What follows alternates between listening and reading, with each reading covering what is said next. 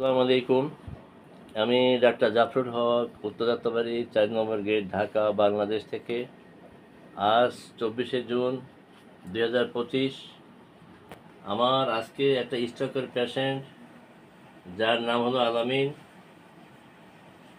২০২৩ সালের ডিসেম্বর মাসে ১৯ তারিখে যে রুগীটা নিউরো সায়েন্স হাসপাতালে ভর্তি ছিল, এবং ওই সময় তার ৭ দিন পরে স্ট্রোকের কারণে ব্রেন অপারেশনের কথা ছিল।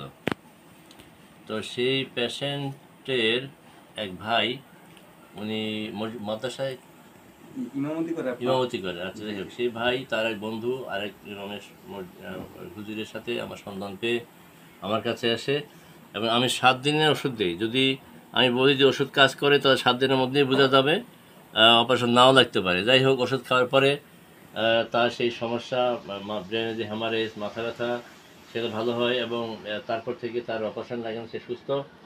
এবং দীর্ঘ দিন পরে আজকে সে আমার চেম্বারে আসে, তার বড় ভাইকে নিয়ে। সে রেজিস্টার করেছে। তো এখন তার সেই সময়কার সমস্যা, কী সমস্যা হয়েছিল, কথায় কথায় গিয়েছিল, আমি মিস্টার আলামিন, যিনি একজন সৌদি প্রবাসী, যার সঙ্গে কথা বলো। বলো আলামিন, তুমি আসসালামু আলাইকুম। তোমার পরিচয় দাও। আমাদের বাড়ি হচ্ছে কসবা, ব্রাহ্মণবাড়িয়া জেলা, কসবা থানা। গ্রামের নাম কি? গ্রামের নাম হচ্ছে দিঘিরপাড়। দিঘিরপাড়। তুমি আগে সৌদি ছিলা? আমি সৌদি আসলাম। কোন কোন জায়গায় থাকতাম? সৌদি জিদ্দা আসলাম। আচ্ছা আচ্ছা, পরে বিদেশে ফেরার পর কি হলো? হ্যাঁ, দেশে আইলাম। হ্যাঁ। আওয়ার পরে 2 মাস পরে আমি স্ট্রোক করছি।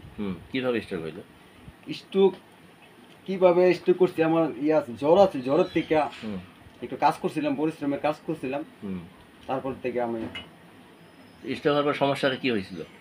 স্ট্রোকের পরে হ্যাঁ, স্ট্রোকের পরে সমস্যা হচ্ছে আমার মাথার রক্ত ছিঁড়ে গেছে। হ্যাঁ। 4টা রক্ত ছিঁড়ছে।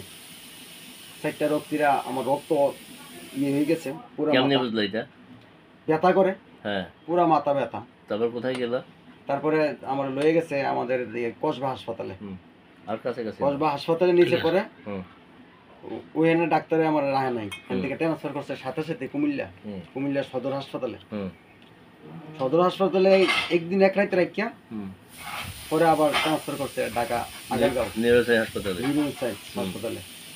ওইখানে আওয়ার পরে আমার আইসির ভিতরে রাখলো 5 দিন। আইসির ভিতর থেকে 5 দিন পরে বাই করছে। বাই করে সেটা এই একটার পর একটা ইয়া দিতে, স্যালাইন দিতেছে। দৈনিক আমার স্যালাইন 15টা স্যালাইন দেয় দৈনিক। স্যালাইনে তো আবার কোনো মাথার ব্যথা তো কোনো ইয়ে হইতেছে না, কমতেছে না। ওই সময় খুব প্রচন্ড ব্যথা ছিল? প্রচন্ড ব্যথা। আচ্ছা, ঠিক আছে। আমি বইয়ে থাকতে, শুয়ে থাকতে পারি না, এত ব্যথা। হ্যাঁ। তারপর আমার ছোট ভাই, উনি কোরআনে হাফেজ একজন, মসজিদের ইমাম নাকি? হ্যাঁ, মসজিদের ইমাম। ডাক্তারের সন্ধান পাইছে আরেক হুজুরের মাধ্যমে। পাওয়ার পরে এখানে আইছে। আমার পরে আমার ভাইয়ে 1 সপ্তাহের ওষুধ নিয়েছে এখান থেকে। 1 সপ্তাহের ওষুধ নেওয়ার পরে আল্লাহর রহমতে খাইছি। 1 সপ্তাহের ওষুধ খাওয়ার পরে আমি সুস্থ হয়ে গেছি। আমার নিজের কাছে মনে হয় আমি সুস্থ। ওইখানে আমার আর মাথার কোনো ব্যথা ট্যাথা নাই, অপারেশন আর কোনো লাগবে না। আচ্ছা, নিউরোসাই হাসপাতাল ডাক্তারে কি বলছে, কত টাকা লাগবে? ডাক্তার বলছে 7 লাখ টাকা আমরা জমা দিতে হবে, কাউন্টারে নেবেন। প্রথমত হচ্ছে আপনার মেডিসিনের দ্বারাতে বা কম্পিউটারের সাহায্যে যদি আপনি রক্তটা যদি বাই করতে পারে, তাহলে মনে করেন 7 লক্ষ টাকা লাগবে। আর আরেকটা সিস্টেম, মাথাটা এমনি কাটবো, খুলকাটা ইয়া করে আলগা করবো। আলগা করার পরে রিং বইব মাথার মধ্যে 4টা, 70,000 টাকা চা। আচ্ছা, এটার কোনো গ্যারান্টি নেই। আমার জ্ঞান ফিরতে পারে, নাও ফিরতে পারে। তো আমি যদি জ্ঞান যদি আমার না ফিরে, তো আমার তো আর অপারেশন করে কি লাভ? আমি অপারেশন করাইছি না। তারপরে এন থেকে 1 সপ্তাহের ওষুধ নিছি। তোর বড় ভাই নিয়ে যায়? আমার ছোট ভাই নিছে। ছোট ভাই হুজুরে নিয়ে গেছে। প্রথম আমি 1 ডোজ খাইছি, পরেই অনুভব করতাম পারছি মানুষ ব্যথাটা হালকা যেমন একটু কমছে, নিজের কাছে মনে হইতেছে। তারপরে পুরো 1 সপ্তাহ খাইছি ওষুধ। 1 সপ্তাহ পরে একদম ব্যথা ক্লিয়ার, ব্যথার কোনো নেই আমার। তারপরে হাসপাতালের থেকে আমি এত টাকা আমার কাছে নাই, কীভাবে 7 লক্ষ টাকা জোগাম। আমি বাড়িতে চলে গেছি। বাড়িতে চলে গিয়ে 1 মাসের ওষুধ নিছি। 1 মাসের ওষুধ খাইয়ে আল্লাহর রহমতে আমি সুস্থ, এখন বর্তমানে সুস্থ আছি। এখন পর্যন্ত ভালো আছো? আলহামদুলিল্লাহ। এরপর তুমি মেডিকেল যাওয়ার জন্য আবার এরপর আমি বিদেশের জন্য আবার টাকা জমা দিছি। তখন মেডিকেল করলাম। মেডিকেলের মধ্যে আমি ফি দিছি 1 বার না 3 বার করে মেডিকেল করছি। এক জায়গায় করে আসছি আমি কি না, আরেক জায়গায় গিয়ে করি, 3 জায়গায় আমি আমি ফিট হয়েছি, 3 জায়গায় আমি 3খানে মেডিকেল করছি, 3খানে আমি ফিট। তো আমার কোনো আর নাই, সমস্যা নাই। তো সমস্যা যদি মাথার ভিতরে থাকতো তো ওই বিদেশের মেডিকেলে উঠলইলে তারা তো আমার আনফিট করে দিল, তারা যখন ফিট করে দিছে তো আমি আমার কোনো সমস্যা নেই। ধন্যবাদ।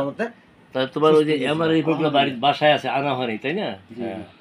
তার আমার রিপোর্টগুলো তার বাসায় আছে, সে আনতে ভুলে গেছে। তো আমি কাগজ দিয়ে আবার যদি আসি তো কাগজ দিয়ে নিয়ে আমো, তারপরে আপনারা সবাই দেখতে পারবেন। হ্যাঁ আজ একটু দাঁড়া। হ্যাঁ, তারপরে আপনারা শুনলেন যে তার আমার রিপোর্টগুলো তার বাড়িতে আছে। তার আসার সময় মনে হয় তার ওই যে পিছনে তার ভাই বাসা, সেই ভাই স্টক করেছে, তাকে নিয়ে আসছে। তো আসলে এই ভিডিও করার উদ্দেশ্য হলো মানুষ যদি স্টক করে সাধারণত ব্রেনের মধ্যে হ্যামারেজ হয়। আর এই হ্যামারেজটাকে যদি যদি খুব বড় ধরনের হ্যামারেজ হয় তা সেটা ট্রিটমেন্টের হলো অ্যালোপ্যাথির মতো অপারেশন করা।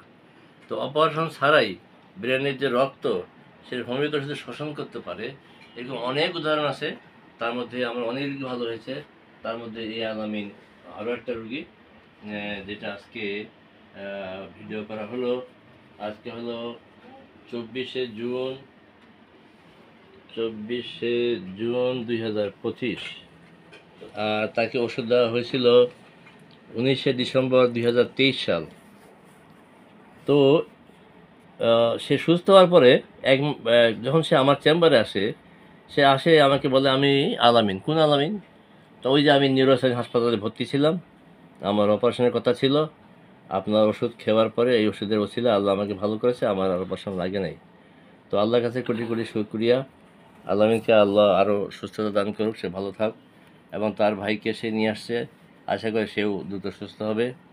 তো হোমিওপ্যাথি ওষুধে অনেকে বলে সময় লাগে, আসলে না, যদি ঠিক মতো পয়েন্ট মতো পড়ে দ্রুত ভালো হইতে হবে। 7 দিনের মধ্যে তার মাথা ব্যথা ভালো হয়ে গেছে, সে সুস্থতা বোধ করেছে এবং তার অপারেশন লাগে নাই। তো আমি আর বক্তব্য না বাড়িয়ে সমস্ত অসহায় মানুষের সুস্থতা কামনা করে আমার জন্য দোয়া চেয়ে এখানে শেষ করছি। আসসালামু আলাইকুম ওয়া রাহমাতুল্লাহি ওয়া বারাকাতুহু।